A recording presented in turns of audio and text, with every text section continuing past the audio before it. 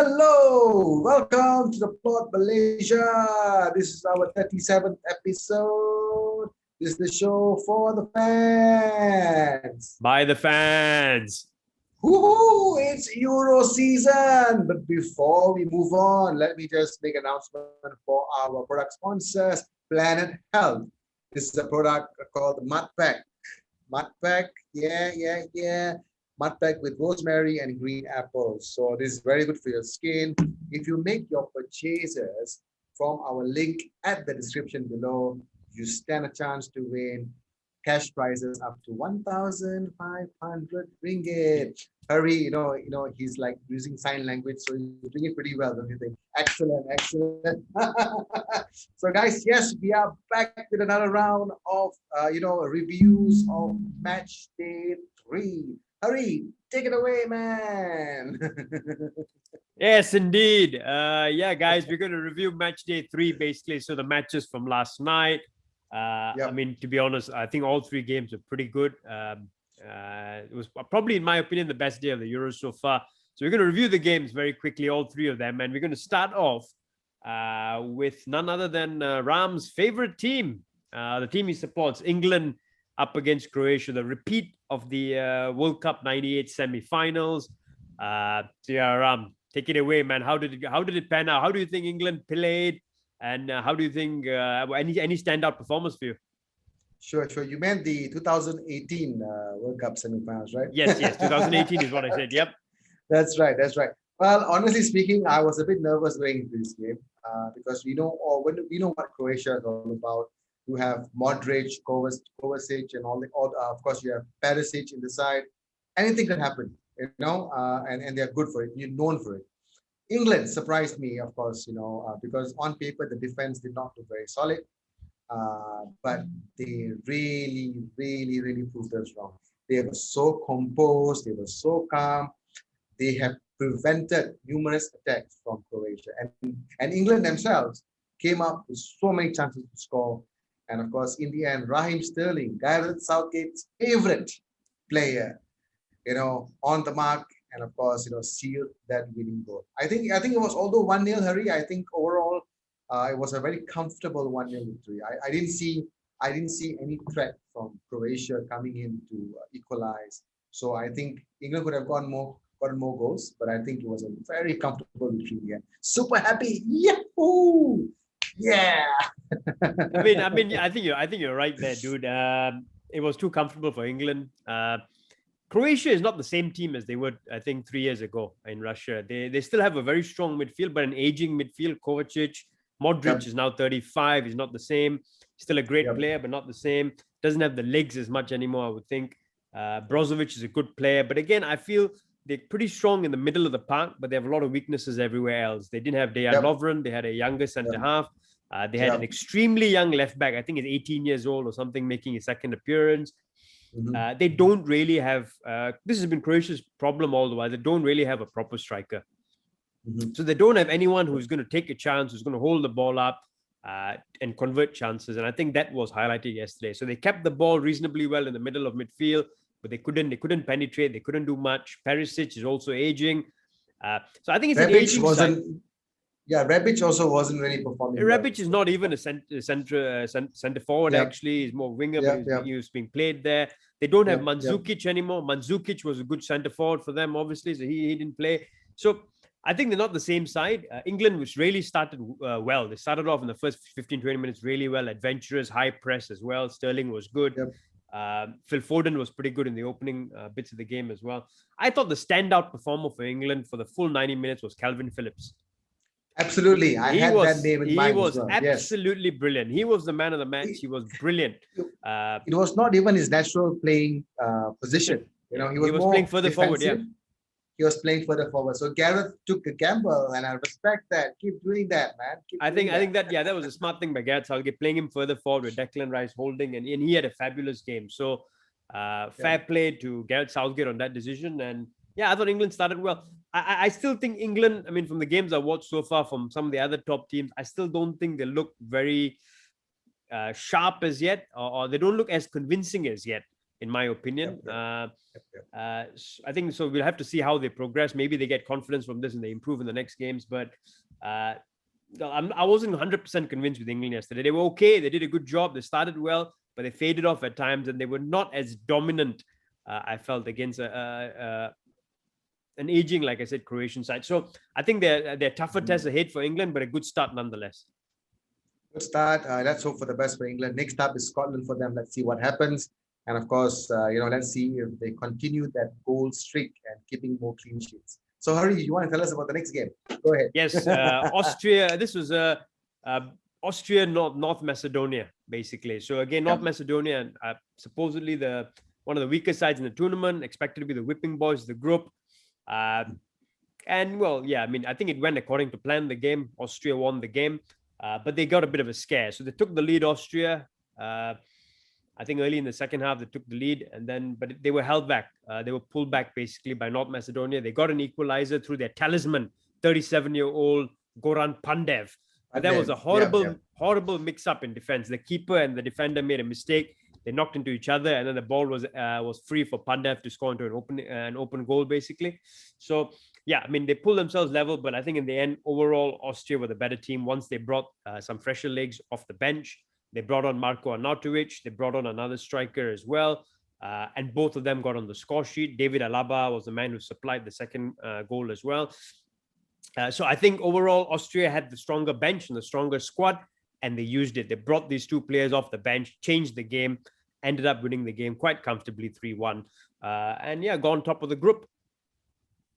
So you think Austria could stay on top with the way they played yesterday? No, I mean, I'm not convinced because I think we're going to go on to the next group game very shortly as well. Yes. So I don't want to give too much away, but I'm not convinced. Okay. But I think Austria could be one of the sides that progresses, one of the better placed, third place teams, in my opinion.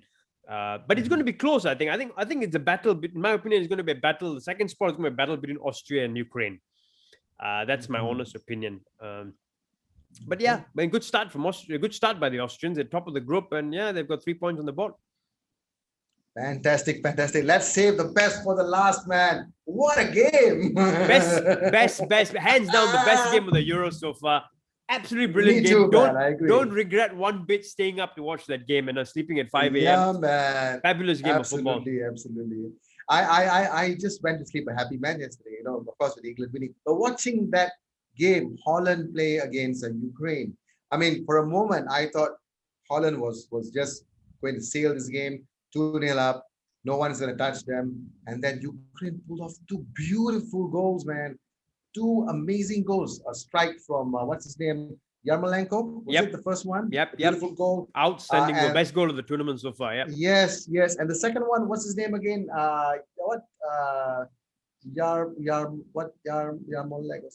Even I don't have his name on top of my head. I don't have his name. Okay, we'll find out his name and put it down in the description below. But you tell us what you thought about that game as well. But what a fantastic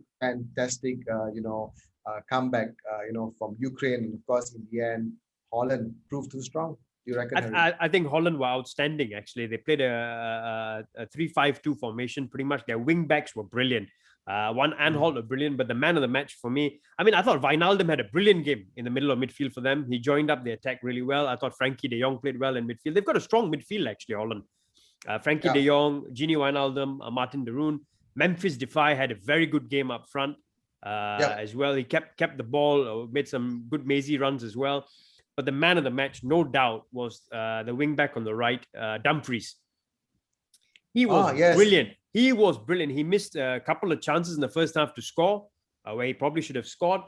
He set up the first goal pretty much because it was his cross that was parried by the keeper for Wijnaldum to score in the open net. He then was involved in the second goal when he made that run into the box, and then it ricocheted and fell to Weghorst to slam home. And then he scored the third goal with a header. So he was involved in all 3 goals, outstanding on the right. The Ukrainian coach didn't know how to deal with him. He made a substitution because of an injury on that flank, and he took that substitute off in the second half because, in my opinion, he was not tracking back. He wasn't able to track back Dumfries. So Dumfries was absolutely outstanding. And the Dutch look good. They look attacking. They were pressing up front. They look very adventurous. They had quite a lot of flair in them as well. So yeah, I think they're going to be a threat, the Dutch. Actually, I wasn't I wasn't convinced about them under De Boer so far, but good start to the tournament, and they look like a very attacking-minded, adventurous team. So I think they're going to be a threat for a lot of teams in the tournament. Hold that thought, Hari. I just have something to do before I answer next week. I need to put this for a charge. Yeah. All right. Yep. Technical difficulty there. No problem. So I thought they were really good, the Dutch. But credit to Ukraine as well. And the first time I thought they played some really nice, intricate stuff. They're quite gifted, I think, technical players. But second half, the comeback they pulled off was brilliant. The 2 goals in a 5-minute spell. Yarmolenko was a threat throughout the night, I think. He was good, scored a brilliant goal. Their striker, who the name escapes me, I thought he was good as well. He was linking up with Yarmolenko well in the first half and second half. And then he scored with a bullet header as well. So yeah, I mean, they're going to be a threat, Ukraine, just because of their character. They're led by Andrei Shevchenko, the legend. And I think it's going to be a battle between them and Austria to qualify. And based on how they played yesterday and some of the intricate play they had, I think they might get through. I'm very certain that Ukraine will get through either top 2 or top 3. I don't know. But if they are in top 3, they'll definitely be one of the 4 top 3 sides that will make it through the next stages. And I won't be surprised if they do go on further in the competition, because I have to say this, their football yesterday was so mesmerizing, one-touch football, triangular passes, brilliant, yeah. Yeah, it was just like, 1-2s here and there. And of course, even though it was of course, trying to confuse the Dutch team, but seeing that, with so much of expression, so much of confidence that was put out by these Ukrainian teams, and not forgetting that despite being 2-0 down, still able to have that confidence to come forward and come back. Wow, I think they are the force to be reckoned with. 100%, and like I said, very good intricate passing play from the Ukrainians. So they're going to be a threat. They're going to be a threat. I actually fancy them to get through and even beat the Austrians, but let's see how it works out. They look like a good side, but I think the Dutch were really dominant yesterday, and fair play to them. They're going to be a threat in the tournament. As long as they can keep that midfield together, they're no injuries in there, because I think that's where they look really solid. Wijnaldum, Martin de Roon, and of course, Frankie de Jong keep the ball really well. They recycle the ball well. They support the attack well, and then their wing backs. I thought Dumfries was brilliant. So if they keep that going, they're one of the contenders, I would say, as well. Yeah, definitely orange. Orange and playing, and they're playing in their home ground for the first 3 group games as well. So I think the Dutch will do pretty well, and they'll qualify on top of the group. Yeah, very, very interesting, guys. 3 matches yesterday. We stood up, watched the entire games, of course, all the games, and now, of course, you can see a bit of IBEX here and there. But trust me, we did not regret it one bit. So if you guys are new to watching these Euros, please stay up and watch the games, because you don't know what you're going to expect. And of course, watch our channel, The Plot Malaysia. We have you covered. We have you absolutely covered for the Euros. We're going to review pretty much all the games from the Euros as well on a day-to-day basis. So yeah, we have you completely covered. So do subscribe to the channel. And yeah, leave your comments as well, guys. Please let us know who you think is going to win, who's going to get out of the group stages, who's going to be the player of the tournament, who do you think is going to be Golden Boot winner. Lukaku has got his name in the hat now ahead, but let's see who finishes top of the goal scoring charts as well. Now, Ram, very quickly before we end the show, the games today. My team, the team I'm supporting for the tournament, at least, Scotland, Braveheart. They go up next. They go up next against the Czech Republic. Who do you think is going to win? This is going to be a tough one, because we've not seen Czech Republic play in some time, so don't know what to expect from them. But I think they have enough experience to win this game. So I think I'm going for the Czechs to take this one. 2-1 to the Czech for me. Cool. I take the Scots, of course. The Scots win this, I think, by 1-0. And they get a win out. They get a win in the first game. The second Good job, game, lad. Sorry. Good job, lad. Yep. And then the second game is Poland, Slovakia. I'm going for Poland in this game to come out 2-0 winners. How about you, Ram? I think Lewandowski gets in the score sheet as well. Possible. I think Poland could win this one as well. I think I'm going for 1-0. I think Lewandowski will score that all and only goal.